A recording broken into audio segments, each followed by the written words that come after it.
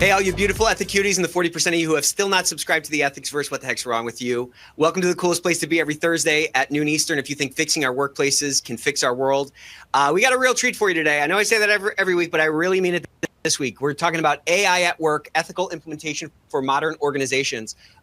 This is a tool, this is a technology that we need to embrace to a greater degree than we have been embracing in our industry. And we have the one and only Jeremy York here to walk us through everything AI. So before we get started, we have some announcements. And like we say every single week, your network is your network. Neither are big enough. So drop your LinkedIn URL in the chat. If you don't want to share that, at least drop in where you're coming from today. We got people from all over the world who show up here every single week, and you got to expand that network. You get no bonus points for reinventing the wheel. And this is really an asset that a lot of us are utilizing not enough. So reach out to someone, connect with one person today. And also, I want to get started with a nice round of applause for all of the newly minted MBAs. We had over 1,000 people last week show up for the Ethicsverse MBA. We had the one and only Andrew McBride show up, and we talked about how to calculate ROI, how to be more persuasive, how to understand the the personality type of our adversary and be more effective and get the resources we want. Remember, it's on us to grab the steering wheel of our lives and exhibit that high agency that got us to where we're at, to make an impact and to change the trajectory of our program and change the trajectory of our careers. So the best way to do that, of course, come to the Ethicsverse every single week, but also you got to continue to feed your mind. So there's a new button on the console. If you haven't seen that yet, go ahead and click that. There's so many great books coming out. There's so many great podcasts continuing to put out great content every single week. I encourage you to either hit that, hit this QR code, or go ahead and hit that link and see what all is in the Ethico library. There's so much great thought leadership out there, and we're going to be diving into some more thought leadership today.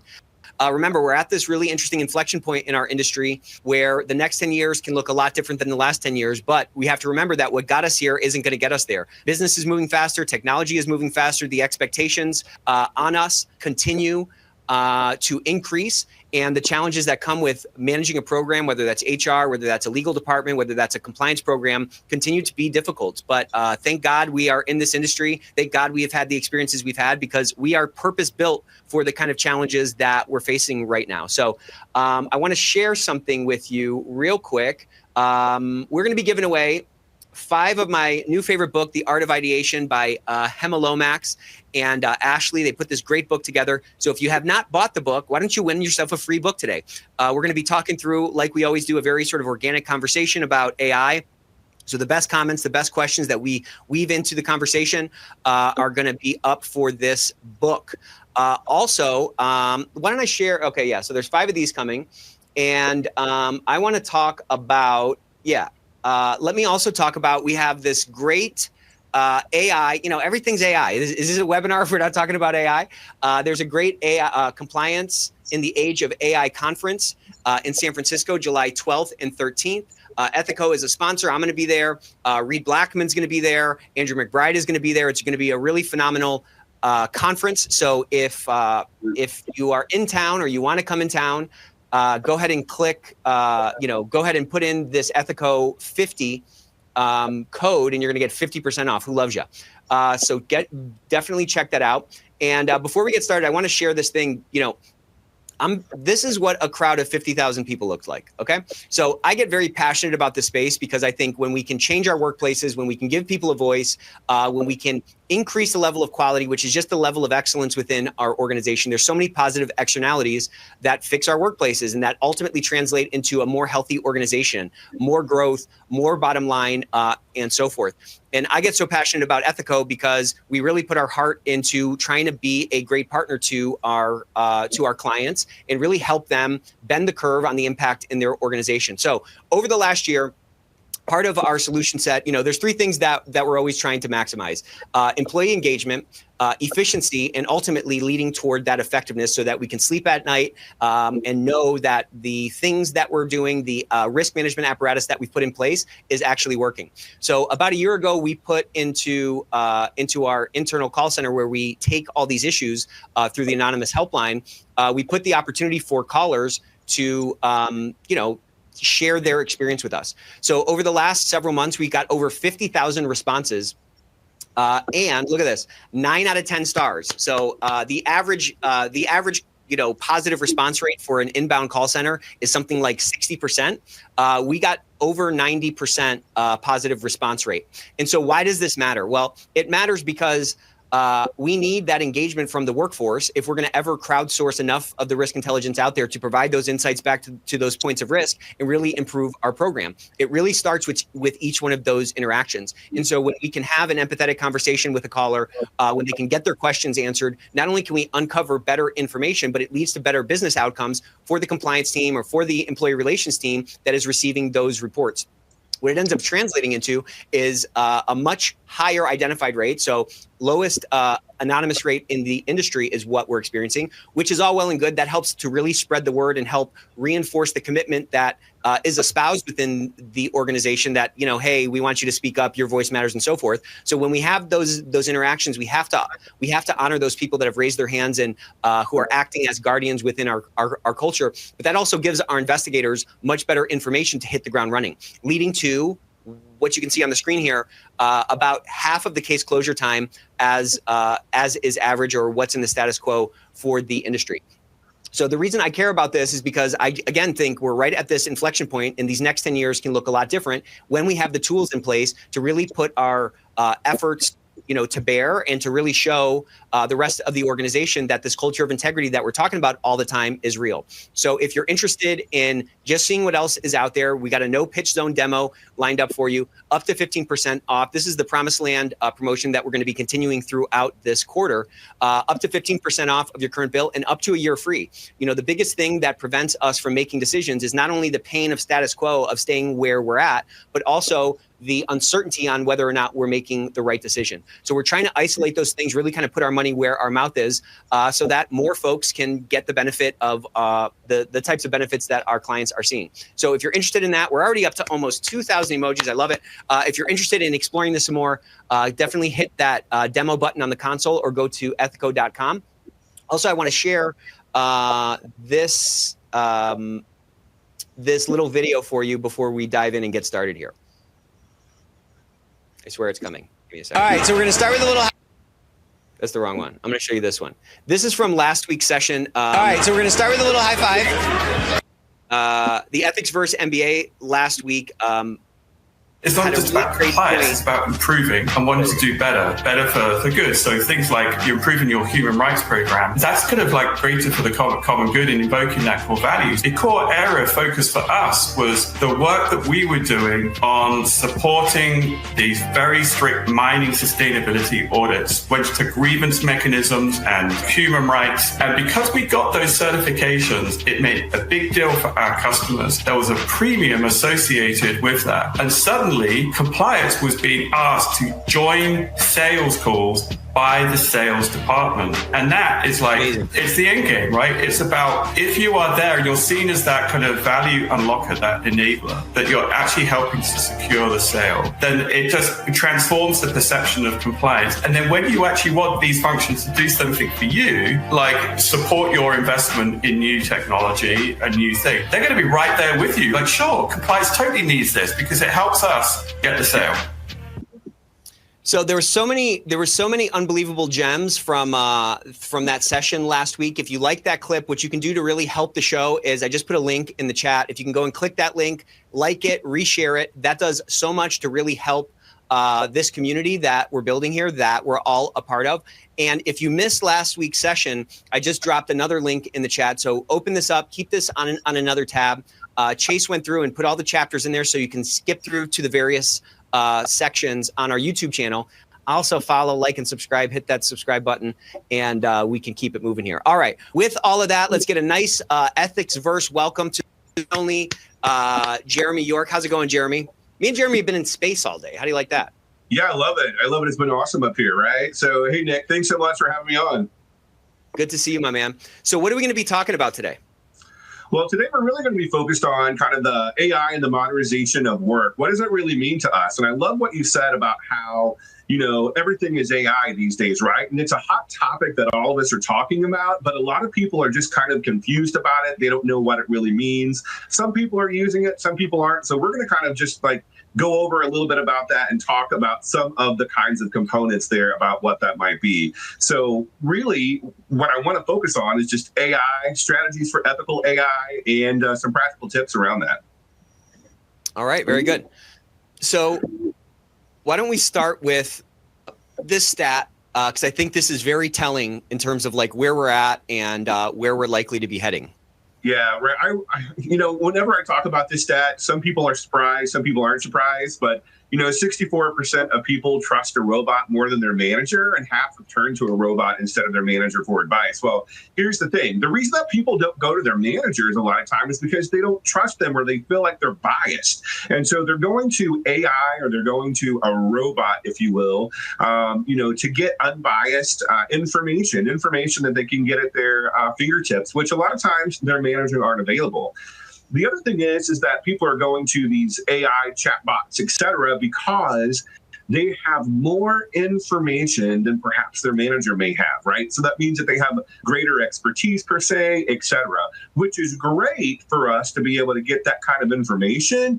But it's also scary at the same time, because there's always that question about whether or not the data is good or the information is good. And so that's why we always talk about, and you'll see this as we have this conversation today, about the importance of having, human touch or a human set of eyes on some of the data and the way that we utilize AI within the workplace.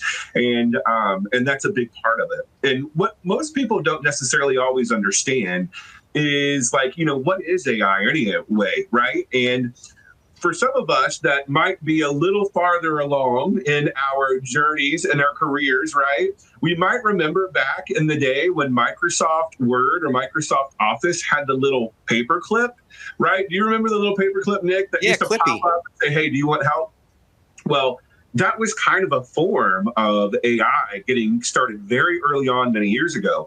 Well, what AI is just this ability for these machines and to be able to learn and reason and help us understand what we're trying to accomplish, what we're trying to do to get that information. So it's a type of machine learning that has been involved into these digital assistants, right? And that's what we've been utilizing when we go and get these chatbots, or if we're, answering or getting our questions answered by like a machine or a virtual assistant or something like that. So that's really what it is. So it's been if we have before we kind of dive deeper, Jeremy, I just want to kind of do a little gut check here. This is a broad brushstroke, so I'm not talking to everybody on the call, but within our industry, the level of AI adoption, the percentage of us who have dived into the pool with both feet into this AI pool is not as high as it is in other industries and other professions. And I think one of the most important qualities a human being can have, if they are going to be truly in a continuous improvement mode, is the ability to step outside of ourselves and do what is called self-observation. So if you have, if you don't have a tab up of 5, AIs going right now, do a little self-observation and diagnose within yourself what is preventing you from doing it. Is it the fear that it's going to blow back on you? Is it the fear that you can't trust it? What is preventing you from really embracing this technology that is allowing a lot of other departments, a lot of other professionals to really sort of advance forward? If there's some fear in place here, really try to understand that and unpack that. And what I would say is that AI is not something to run from. It's not something to be scared about. It's something that we should be embracing, because it really can create such a point of leverage and really cut away a lot of the quote unquote wasted time. And by wasted time, I mean time that we spend doing things that are not sort of right middle of the fairway, middle of the bullseye in terms of what our unique skill set is. When we can expand the proportion of time that we're exhibiting that unique skill set that we've built throughout our careers, our impact can really be magnified and really be multiplied.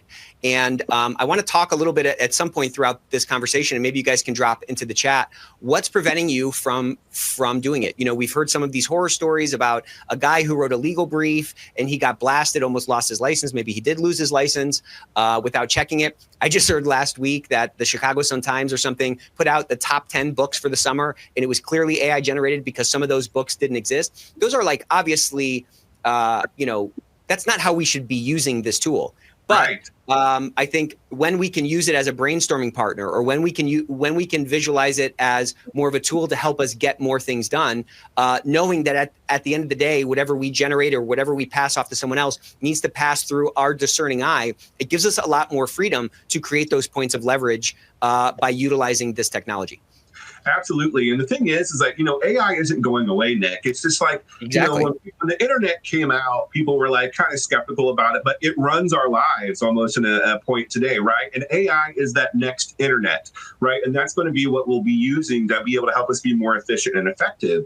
And what's interesting is, at least what I hear a lot of times, the reason behind why people are not adopting AI is because they're unsure of it. They're afraid of it. They don't know about it. They don't know if it's safe, and they're skeptical of what it can do. And it's interesting, the story that you brought up about the legal brief and how a person used that and didn't fact check it, right? And all that information in there was not necessarily accurate. And that's the importance of making sure that as we work through how AI is going to be implemented into the workforce, that we understand some of those implications about making sure that we review it, some of the ethical kind of components. And I know we've got some questions that are already popping up around that, around, ethical and governance and things. And we're going to touch on some of those pieces here today. But what people need to really understand is that it's not going away, right? We were early adopters at Invigorate HR, early adopters to be able to get into AI and start to understand its implications within the workforce. And what we need to understand is that things are happening in AI where every worker is going to be touched within a decade, if not sooner, right? And we have to understand that as we move forward, that we're going to select people and have people come on our teams who are naturally AI curious. Because as you said earlier, Nick, is that this is going to help revolutionize the way that we actually do work. It's going to allow us to be able to use our expertise, our education, what we're really good at, and all of those tactical, kind of monotonous type things we don't necessarily have to pay attention to. You also made a good point when you were talking about using AI as kind of a collaboration tool. I say, AI is no different than you and I, Nick, having a conversation about inputs and asking our opinions or, what our thoughts are on things. It's just that we are doing it with AI, which is artificial intelligence. So it's just kind of like a brainstorming tool, an ability for us just to be able to bounce ideas off, get information, just like we would with anyone else. So we shouldn't necessarily be afraid of it and what that really means for us. And when we kind of go into this whole idea of adopting AI with our eyes wide open, truly understanding what it means, what the implications are, it allows us to be able to fully focus on what it can do for us at work. And yes, people are afraid that AI is going to threaten jobs. And the reality of it is that, yes, there are certain jobs that will probably be threatened. And those are going to be jobs that are mundane, monotonous, repetitive kind of tasks, et cetera. But it's going to push us to be able to utilize additional intellectual skills, professional skills, et cetera, that really we all probably would prefer to be focused on, right? From when we do that. That's a phenomenal point. Yeah, that's a phenomenal point. Like, that's kind of what I was trying to say before. If the balance of our job is doing something that is threatened or is threatenable by AI, then that is a point of vulnerability for us. This is why it's time for us to really bend the curve, as I say, or really kind of show our value to a greater degree within our organizations. And when we can exhibit or spend more of our time doing those unique things that only we can do, that AI is not going to be able to do, we really, we kind of secure our position to a much greater degree. So again, on every threat, there's an equal and opposite opportunity. And I think we in our guardian positions, which, this community is, full of, we tend to be sort of threat focused, which is great. That's a very important thing to be focused on. But we also need to have our eyes open to the countervailing opportunity that's on the other side of that coin, so that we don't get left behind. Again, the next 10 years are going to look way different if we can continue to grow and we can continue on our path of continuous improvement. Well, and I think we're going to see a lot more organizations to continue to want to adopt this the more they understand it. And it's going to require a lot of workers and people to be able to learn new skills within AI on how to use it. I know when I first started using AI, I was using it just like a search engine. I didn't realize that it had many more capabilities than a search engine, right? And now, almost a year later, after we started using it, I started using it, I understand more of its capabilities on how it can help us do more efficient, effective, and higher quality work at the same time, because there are certain things that AI can do a lot faster than we can as human beings. But it doesn't replace our need, as you said, to make sure that we have our set of eyes on it, we're looking at it, and we're running it through kind of this whole idea of, making sure that we have that expert eyes on it, right? Make sure that it's legitimate information. And so this slide that's up right now is just a practical application for, how we can use AI just every day, right? And different kind of things, whether it's editing and refining messages, enhancing decision-making. Some people aren't the best communicators, or sometimes people have a little bit of an edge on communication, or it comes across a certain way. And AI can help refine that. It can help us create plans. I know this is kind of funny, but I had a person who was on our team who said, hey, I was taking my kids on vacation down to Disney, and I wanted to find out what was going to be the best things to do. So I went to AI and had them put together a schedule for me, or a plan, right? It can do those kind of things in our personal lives as much as it can do things within our work life from that standpoint. And so some of those practical business applications that we will talk about and we'll dive into today is really as it relates to, HR and people management, operations and productivity, customer experience and decision-making and strategy. These are all ways that we can utilize AI to help us be better in these areas, right? And you said something really important, Jeremy, about we need to maintain that expert eye, and I think that that's super spot on. When Gordon Ramsay cooks a dish and someone else did the mise en place, doesn't mean that he didn't cook the dish. And also, it doesn't mean that he's just letting these dishes come out of the kitchen. I've seen many videos of him, standing at the line and looking at the plate and making sure that it's plated appropriately. When someone else, these are two different examples of the application of this expert eye before the dish goes out to to the patrons or to the people that are about to eat it. And so when we can think about this as more of a tool to help us get some of that mise en place done, so we can spend more time actually cooking the dishes, that gives us a lot more opportunity to exhibit that unique skill set and really secure our position in the organization. Listen, there's a lot of fear going through our industries right now because of macroeconomic changes, because of tightening of belt, because of technologies like this that we feel threatened by. Our job is to morph and ride this wave. There's never any stability in anything. The change keeps coming, right? So our job is to continue to utilize our sea legs and ride these waves appropriately. So I think some of those frames can be helpful to kind of open up the opportunity for us to embrace this at a different level and really better kind of hone in on what aspects of our job are really unique to us and what aspects of our job are able to be sort of like taken away by new technologies like that. Absolutely. And we are going to have to, as you indicated, we are going to have to adapt. We are going to have to learn. We are going to have to, come up with new ways of doing things. And AI is going to force us to be able to do that. And if we want to remain competitive, we've been asked by organizations in the business world for several years now to do more with less. Well, AI is going to help us to be able to do that without having as much burden and stress on ourselves as we did before. Because tasks that may have taken us an hour to do, whether it's analysis or comparatives or whatever, we now can get done in a matter of, minutes or even seconds with AI. When we're trying to do some type of comparative analysis or we're trying to, craft something, I don't know, but for me at times, it's like when I'm crafting something, whether it's a report or an email or a document, it's just like taking time to get it just right, making sure that it's got the right tone.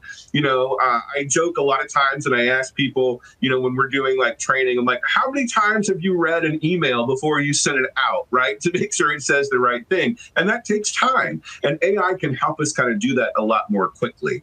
So let's kind of dive into some of these business applications, Nick, and talk a little bit about what AI can do there.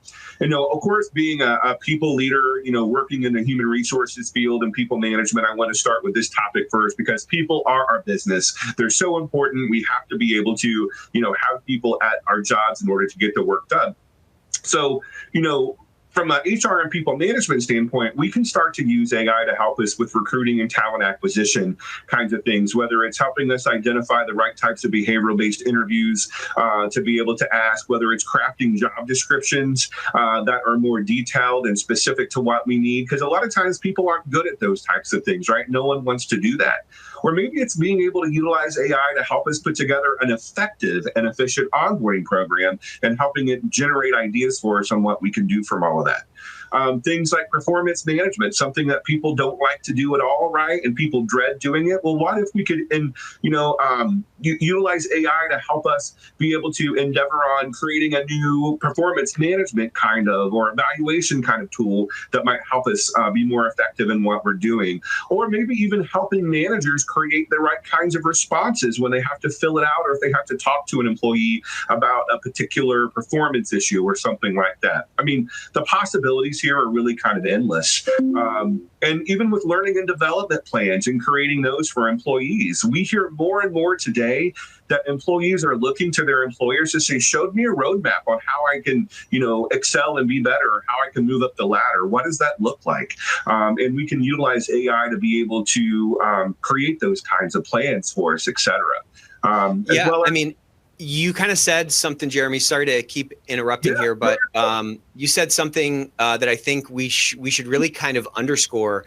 It's a great sort of brainstorming partner. So if you have a tough conversation coming up, you can literally take your phone and you can just go for a walk and dictate into the phone, hey, if you have a tough conversation with an employee or a feedback session or something, and you can dump everything. You don't have to use names and all that kind of stuff, but you can dump all the issues and all the things that need to be covered in that conversation.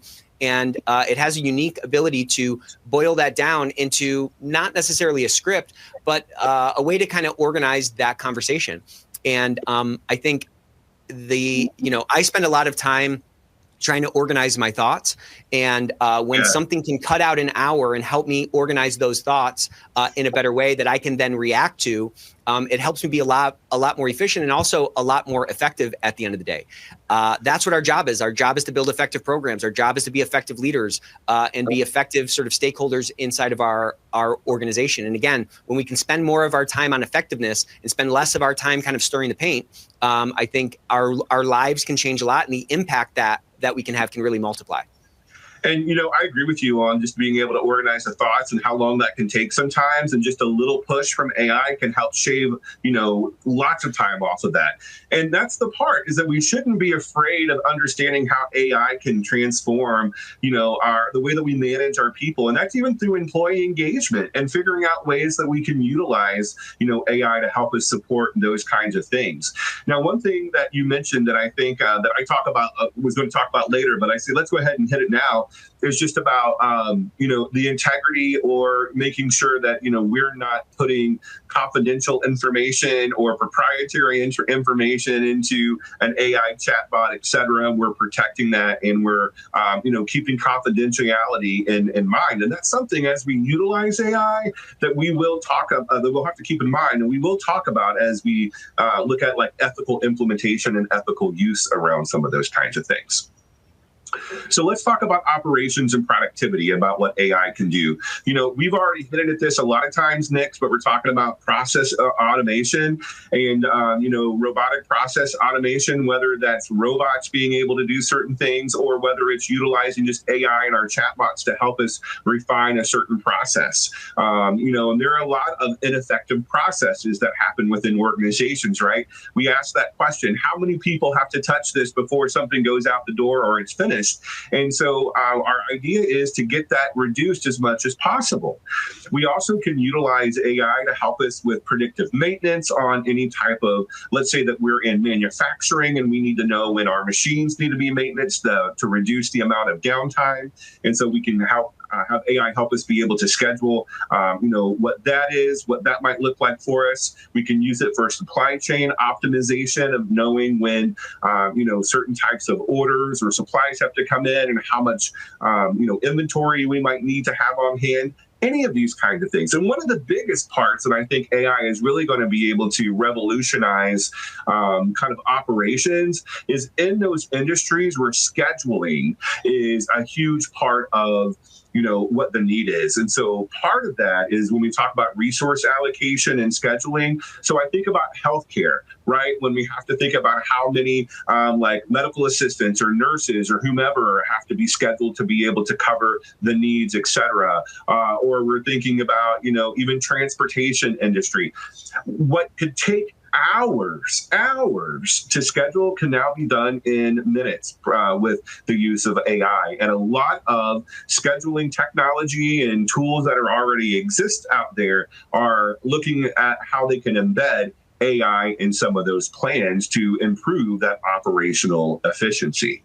And I think, Nick, I don't know what you're seeing too, but I've seen a lot of technology out there that's already releasing AI assistance in some of their components. Yeah, it's kind of everywhere. We have several tools within our software platform that can help with certain aspects of the investigation process, for example, and so forth.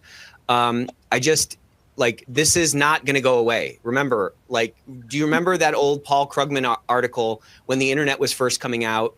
And this is an economist, okay, for the New York Times. He said the internet is basically going to be nothing more than a souped up fax machine. And now it's in everything. It's on our phones. We're coming to you via the internet. It's leaked into every single aspect of our lives. And I think the order of magnitude difference between fax machine to internet pales in comparison on the, relative to this next jump with AI. It's going to be everywhere. So this is not something for us to fight against.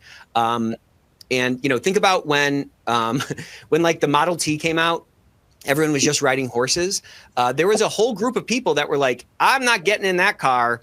Man, the human body is not built to go faster than 25 or 30 miles an hour because, which is how fast a horse can go, because, man, we're just going to die. Well, nobody believes that anymore.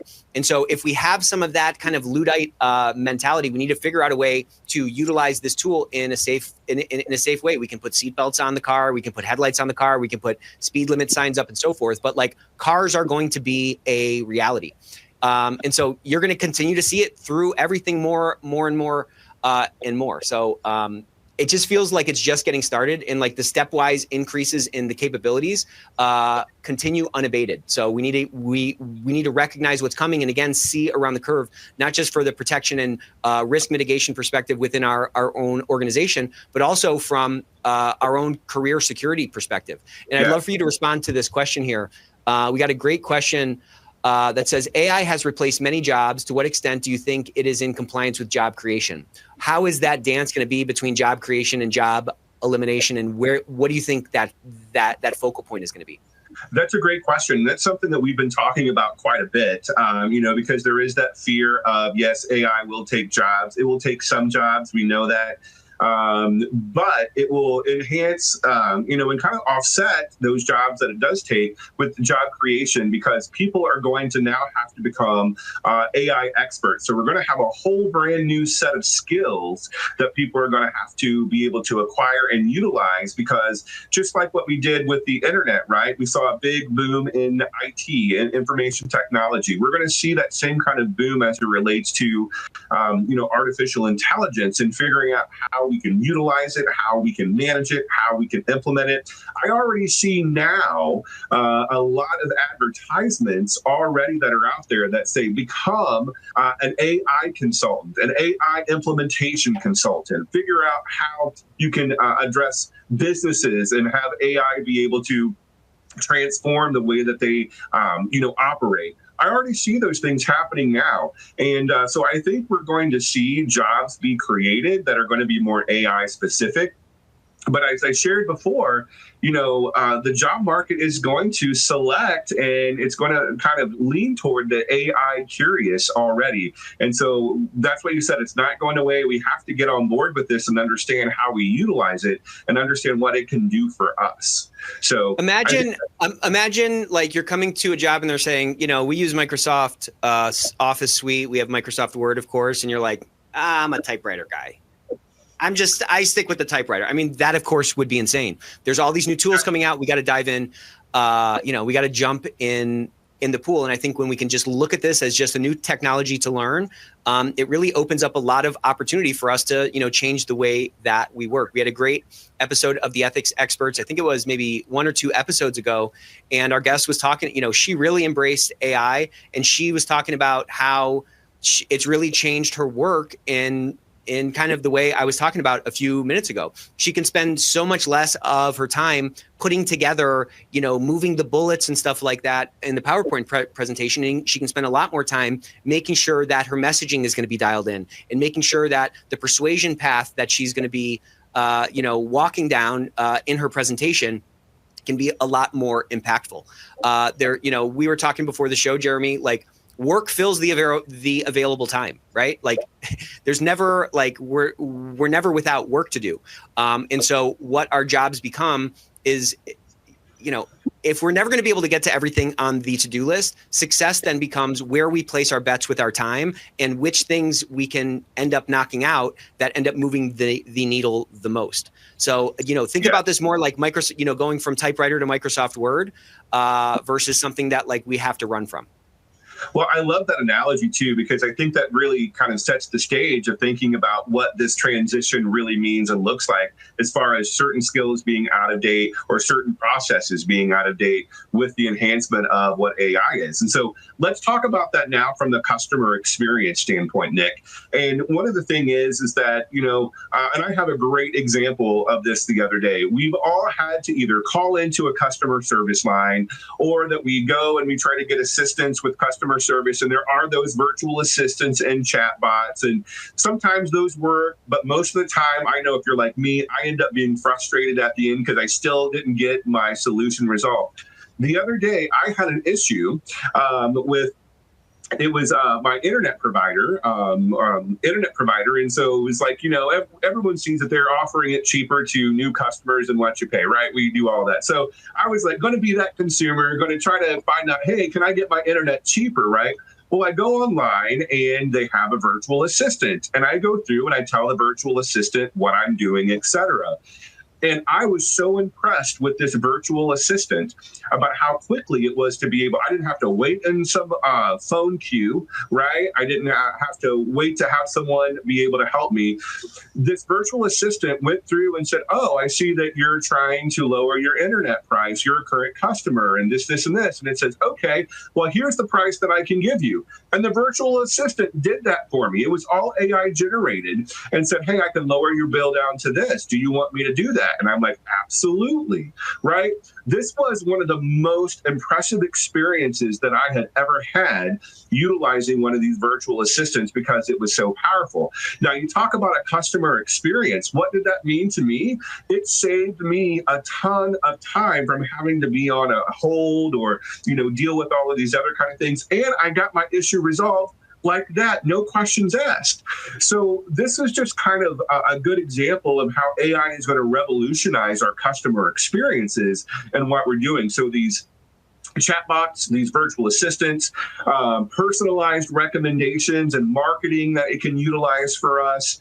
And also from the flip side, being able to help give us more insights and analysis on how customers feel about us, right? So that we can continue to create that experience.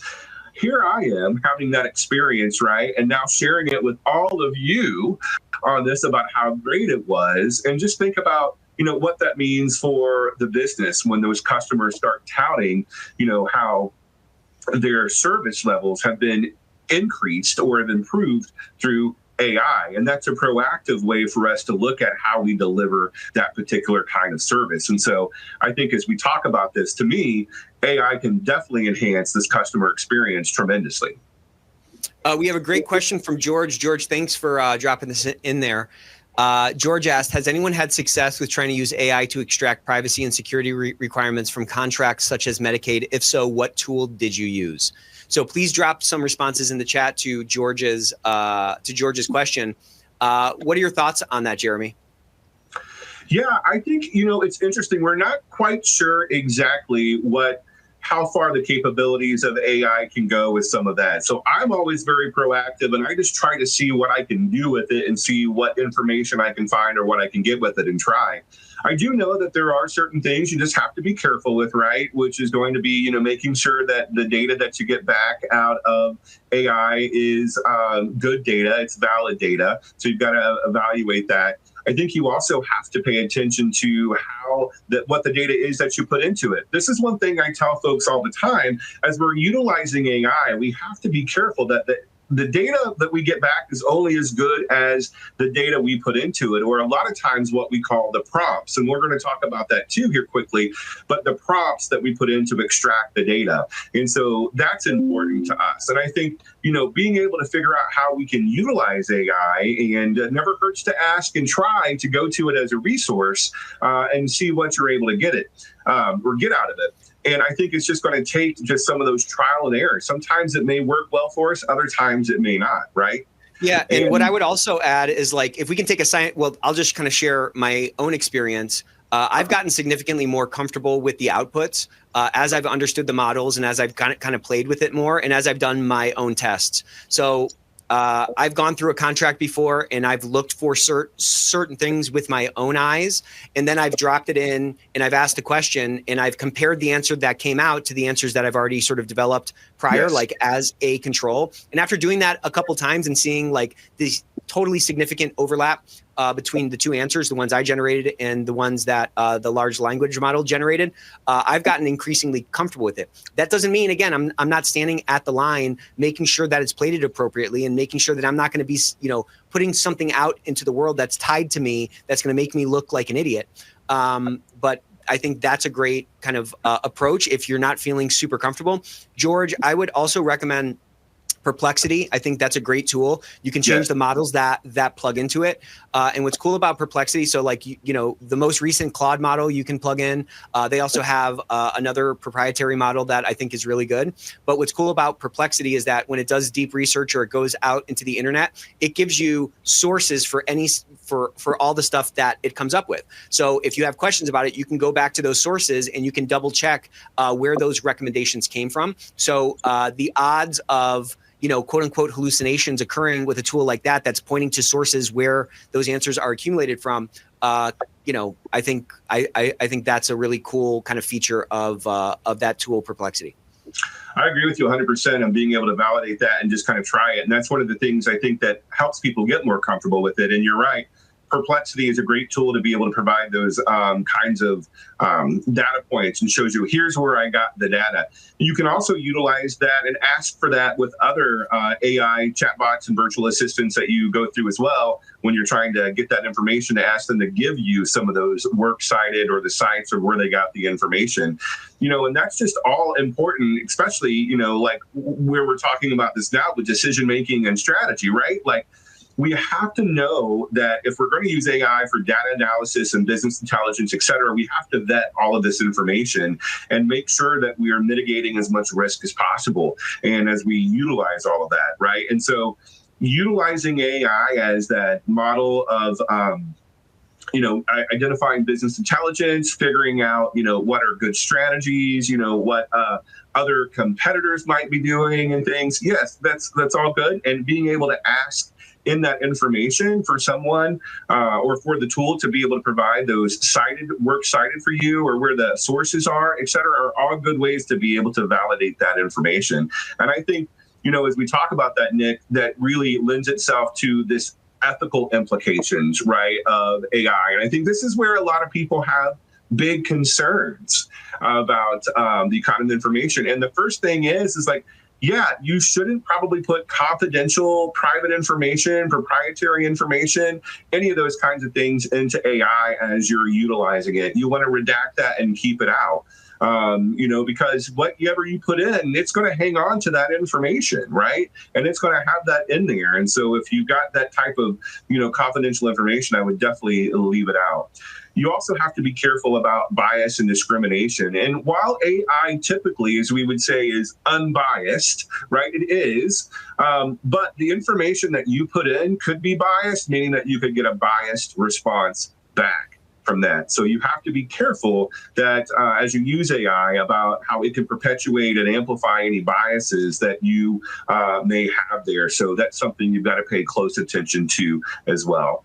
Of course, we've talked about the human judgment, and I think, Nick, you and I both have kind of beat this into the ground with all of that about the importance of having human review and having, someone to be able to look at the information and make sure that it's, that it's legitimate and that it's good data. That you have over there. And of course, things like accountability, who's going to deal with accountability if something goes awry, and job displacement, as we talked about automating, different kinds of jobs from that standpoint as we get there. And I think, as we look at these ethical AI implementation, here's some of the big things. And I believe there was a question earlier on about just some of the ethical implementation, et cetera. Was just that, this governance structures and oversight about how important it is as you look at how your organization is going to use AI and what that means for you on how you're going to govern the use of AI and who's going to, oversee how it's used. From those kind of things, you want to make sure that you've got the right types of bias detection and mitigation strategies implemented into your, whether it's your SOPs or your policy, and making sure that you've got the right security protocols. And most of all, that you're transparent in some of the communication practices from that on how we implement AI, and we do that kind of ethically from that standpoint. We got a couple of good questions kind of on this topic. So one is from Frank, the one and only Frank. How many folks have developed AI governance policy or an acceptable use policy on AI? This seems to be the most important common starting point, at least from a corporate perspective. Absolutely. So what have you seen from that, Jeremy? Yeah, unfortunately, not seeing a lot of activities the way that I would expect to see it. I think what I've seen, some organizations have put a complete ban on AI use or said, hey, you're not to use AI. Then other companies are just kind of ignoring the fact that their employees are already using AI and they're not doing this. So I don't think companies have started implementing these policies as quickly as they need to. I would like to see more organizations creating these policies and putting practices in place. And my recommendation is, with a lot of the folks that we work with, is even if you just put a basic policy just to kind of cover the important aspects, such as, oversight, ethical use, how you're going to protect data and information. Those are all things that even a basic policy is better than nothing to have that in place. So unfortunately, I've not seen organizations move as quickly on this as I would like to see them. And I think this is something they really need to pay attention to. Yeah, and I think that approach of just, we're not going to use it, I think that's such like a low level approach. I think it's pretty stupid approach, actually. There's an entire spectrum of people within your organization. It's probably like a bell curve, like all, large number sets, fall into that kind of a bell curve. And so you're going to have people on one end that have been using it, a ton, and you have people on the other end who are not using it at all. We have to remember the motivation triad from last week. Human beings are wired to conserve energy, and we're naturally explorers, right? We're always trying to figure out better ways to do things. So to say we're outlawing AI and imagine that nobody is going, anyone sort of subject to that policy is not going to be figuring out a way around it, I think is naive. And so I think doing something like what Jeremy just discussed can at least give you some kind of a framework to put in place, some set of principles that should govern AI while still leaving room for the inevitability of, people utilizing it. So I think that's really important. There's another good question here from Devin. Thank you, Devin, for this. What do you recommend for an organization where cyber restrictions prohibit or severely limit the use of AI? What do you think about that question? Yeah. Jeremy? And, the first thing that I look at that is I want to understand why. Why are they limiting, the use of AI? What is the reasoning behind it? And if it is some type of like security issue, or if it's a governmental agency where it's national security or state security or things like that, I can understand that. But AI, we need not to just kind of put it in a box by itself, as you mentioned, Nick, and say, hey, we're not going to address it, we're not going to use it. We need to understand how can we use it, because many of the tools that we are getting from vendors, right? So whether it be other systems that we're contracting with vendors with, are already going to have AI as part of that resource. It's going to be built into that. So are we going to 100% block any use of AI? Probably not. It's going to be in some of the systems. But what we need to understand is why the organization is taking that stand, and kind of better understand, a little bit, and help them know that AI is going to create these efficiencies in the way that we're able to work, and just kind of cutting it off altogether or severely limiting it could be detrimental to the success of the organization. Now, of course, there's bigger picture to that, right? You'd have to understand a little bit more about the industry, the kind of data that organizations dealing with, et cetera. But for me, I would start there with really wanting to understand the why behind it. Yeah, I think that's right. And again, like, this is such an opportunity. A lot of us have like a bad brand within our organization. We joke around about being the office of no, or the monster of no from the island of Dr. No, whatever. Us just saying no to this technology that people are going to be utilizing, whether we like it or not, I think just reinforces that brand. If instead we can come with common sense approaches that allow for, again, ethical application of AI with some basic common sense guardrails, while embracing this technology that, again, is going to inevitably be in everything, I think we can do a lot to advance our brand forward and be a common sense business person within our organization. Real quick, Jenna had a question. Thanks for this question, Jenna. What if you use a paid subscription to ChatGPT? Is it safe to put confidential personal information into it if access is limited to just your account or just your company? I would say check your settings. There's a setting in there that you can turn on or off on whether or not you want to use your inputs to train the model. If you're going to be putting personal information or anything proprietary in there, I would shut that setting off so you can keep it a little bit more, so you can ensure that it stays contained and doesn't leak out into the AI brain. Great question. Yeah. And I would say, Jenna, too, I would, if you have an IT department or IT function, that would be something I would want to seek their guidance for. You don't want to be the one that they kind of point the finger at and said, hey, you should have brought this to our attention. That would be something that I would definitely, especially if you have a large IT function or something where they really, kind of control those measures, I would definitely kind of connect with them and understand what their perspective is. Great point. So, yeah, very good question. So, Nick, one thing that I want to just kind of touch base on really quick is just kind of this effective prompts. I mentioned something earlier today just about how we create the prompts, and prompting is how we ask AI, how we craft that information for them to be able to give it to us. And so I just wanted to share this with everyone. This is an effective way to craft prompts so that you get the best data out. And look, this isn't the only way to do it. This is just kind of a template. But this will help you ensure that you're getting the right kinds of information. The more that you utilize AI, more of this prompt engineering will be more secondary to you. You'll understand what you need to do. But I just wanted to share kind of this whole, it's called Craft. This template of being able to get the context, the background information that's necessary when people utilize AI to be able to help AI understand where you're coming from, the role that you want AI to adopt. Sometimes I tell AI, you're an expert in this, or you're a coach here, or you're an analyst, whatever that might be, so we can take on that mindset. Then utilize this kind of the assignment of what I want AI to do and with the resources. And some of these tools, And we'll talk about those next. Some of these tools are ones where we're able to upload information, et cetera, but you can share those resources with it and then tell it the format that you want it. I have found this to be pretty amazing. I didn't really, when I first started using AI, know that it could do such great things, but tell it how you want the format. If you have a template that you already use, upload the template and ask it to put the information into that template. I mean, you can do all kinds of amazing things with this, when you tell it with the format. And then, of course, the tone. If you're writing something or it's an email or if it's a report or anything, talk a little bit about the kind of communication style you want AI to utilize, whether it's formal or conversational or whatever it might be. You want it to be college level. You want it to be PhD, doctorate level. Do you want it to be conversational? To your point, there's so much of this that we can control. Anthropic just put out, and Anthropic is the company that makes Claude.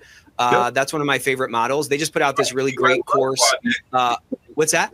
I love Claude. It's one of my favorites. Yeah, Claude's phenomenal. But they just put out this great course. It's free. That's all about prompt engineering. And so, look, you don't have to become an expert at all this stuff. You just have to become good enough to get dangerous, because in a couple of years, if not within the next 12 months, you're going to start seeing these LLMs, these large language models popping up within your organization, where you're going to have a dedicated Claude or a dedicated Llama or a dedicated Gemini or something within your organization that are going to meet those security requirements.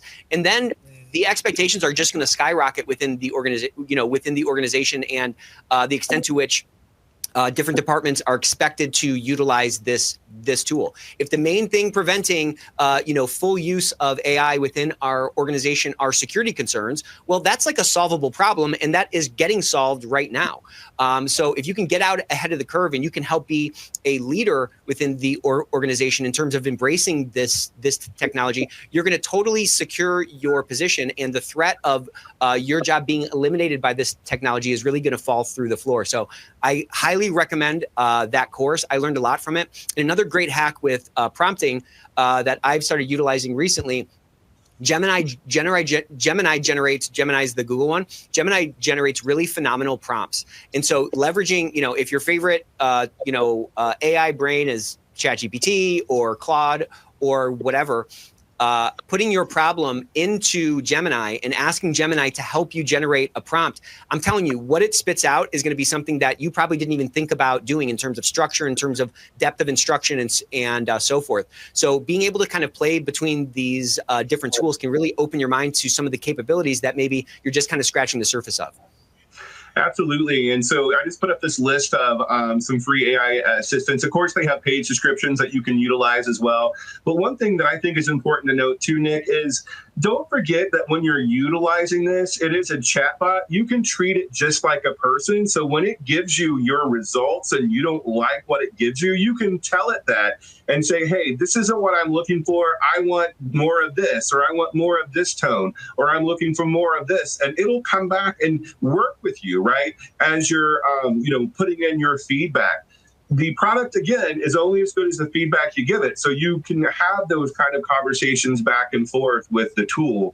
And that's what I find to be very helpful. And the other thing to think about, too, and, as I said, Claude is one of my favorites to use, but utilize multiple AI tools to be able to address the issue and see which one you like the best. You can take the same prompt and put in ChatGPT versus Claude or Copilot, and you'll get something different back out of these. And then you can look at the information that you might want, and maybe you want all of it and merge it together. You can do that too. But they're all great tools that are out there that I think can revolutionize the way that we actually kind of change work from that standpoint. And you know what? Be polite to the AI. When the machines take over and they look through all your old chats, you don't want to look like a jerk to these tools. So say please and thank you. But thank you guys so much for joining us today. We got a great episode next week.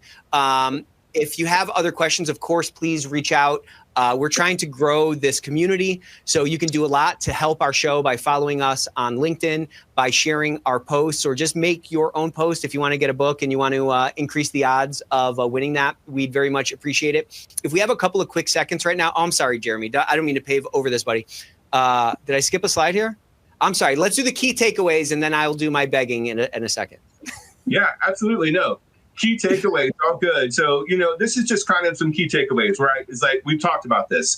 AI is transforming our workplace all across it. We've got to get on board. We have to know that we're going to have to successfully implement it. And we need to understand what we're doing as we go eyes wide open from all of this. So, we've got to think about how we implement it, the impact it's going to have on the organization, ethical considerations that are impacted by that, making sure that all of our people at work understand how to typically or how to use it, and typically how to be able to make sure they're following policy and all of those kinds of things to protect and mitigate risk. And we have to have a plan. We can't fly by the seat of our pants by figuring out how we're going to put this in there and what we're going to do. So we just have to, again, go into this eyes wide open. It's not going away. Get on board and really think about what this is going to be for us. Let's get one more massive emoji explosion for the one and only Jeremy York. If you're interested in following him, you should follow him on LinkedIn. Here's some of his information, and check out Invigorate HR. They have a lot of great case studies, a lot of great changes that they've helped Guardians drive within their organization. And I just can't recommend this organization or Jeremy enough. Jeremy, thank you so much for joining us today. Like I was saying, we need your feedback on how we can make the Ethicsverse better. We're doing our best to try to add value to this community that we're a part of, to take advantage of this inflection point and really turn the future into something that can be very different than the past. But we really need your feedback. So if you have ideas on topics, if there's things that you want us to dive deeper on, please let us know. And for those of you who are still on the chat, we got a lot of great feedback last week for the Ethicsverse MBA. And we've got some requests to keep that series going. So if you could drop a 1 in the chat, it'll give us a glimpse of if you'd like that series to continue. We could talk about other kind of business, kind of MBA topics, so we can increase our, business acumen. And again, if we can show up as business people, like other departments are showing up as business people to their counterparts in the organization, we can do a lot to build credibility and drive our impact forward. So I'm seeing some ones here, which I love. So thank you for that. Our door is always open. Our ears are always open on how we can improve the Ethicsverse and how we can really grow this. So stay tuned. We'll see you next week. We got a great episode next week. And we have Ethicsverse Day coming up in July. So that's going to be a full packed day, just like we did last year. So hope to see you guys there. We'll see you next week. Take care.